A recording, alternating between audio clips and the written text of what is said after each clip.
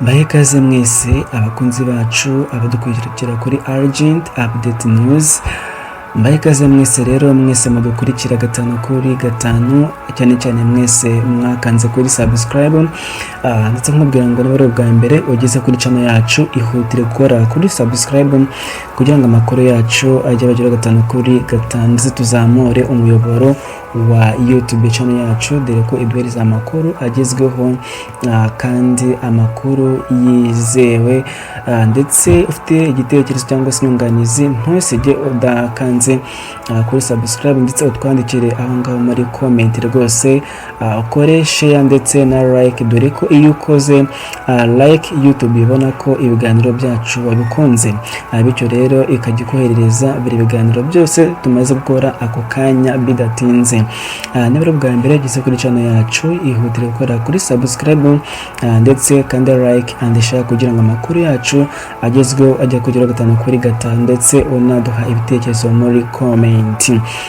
Ari kumwe nanjye Jean Marie kuri mikoro za Urgent Update News. Mu Bubiligi na Amerika basabye gusenya FDLR. Maxime Prévot ahamagariye RDC gushyira mu bikorwa amasezerano ya Washington. Niyo makuru ngiye kuba nkugezaho muri aya masaha.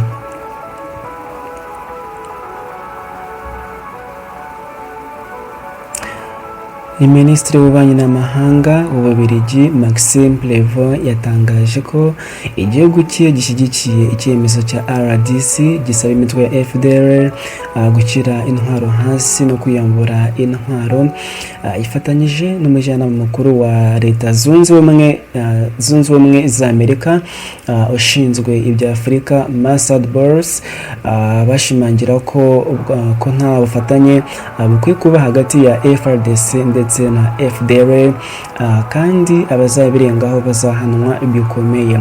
Aba bayobozi bombi basabye ko aya masezerano ya Washington ashyirwa mu bikorwa by'ukuri, kugira ngo rero amahoro agaruke muri aka karere kamaze ibinyacumi byinshi rwose karabuzemo amahoro. Ni mu gihe rero mu mwanya muto cyane rwose ubutambutse uyu Maxime Prévot yabaye ashyira itangazo hanze rikomeye cyane, ashimangira ko igihugu cye rwose gishyigikiye icyemezo DRC yafashe cyo kubwira FDLR cyangwa se gutegeka FDLR gushyira intwaro hasi, kwiyambura intwaro bakishyikiriza ingabo zaba izi mu butumwa bw'amahoro ndetse cyangwa se mu bihugu, kugira ngo babashe koherezwa mu bihugu byabo.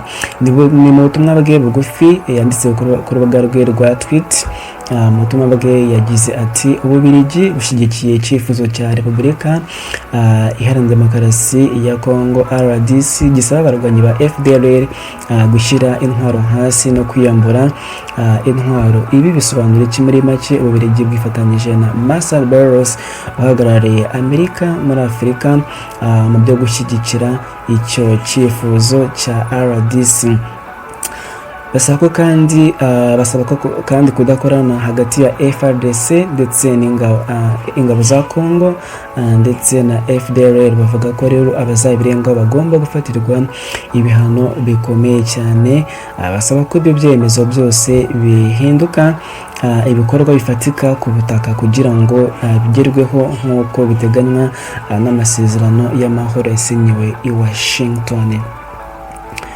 Ni umwanzuro rero utegerejwe n'abanyagihugu benshi ndetse n'abaturage benshi kugira ngo FDLR ibashe kuba yamanika amaboko, yambure intwaro ndetse imaneke intwaro cyangwa se ikizwi nka World Summit, hanyuma ibishyikirize rero yaba ubutegetsi bwa Repubulika Iharanira Demokarasi ya Kongo cyangwa se ingabo za UN kugira ngo babashe kuba bakoherezwa rero mu bihugu byabo.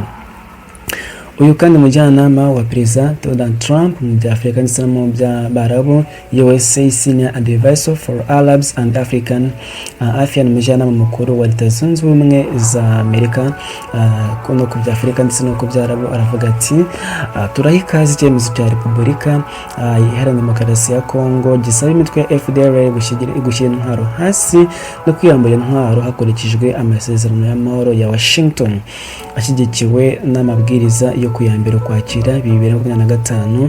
Iyi ntambwe ikomeye iteza imbere ishyirwa mu bikorwa by'amasezerano ikohereza gahunda yo gusubiza abahoze mu ngabo mu bihugu byabo no kugarura imiyoborere ya Leta Zunze Ubumwe za Amerika zishyigikiye iki cyemezo cya RDC cyo gusaba FDLR gushyira intwaro hasi.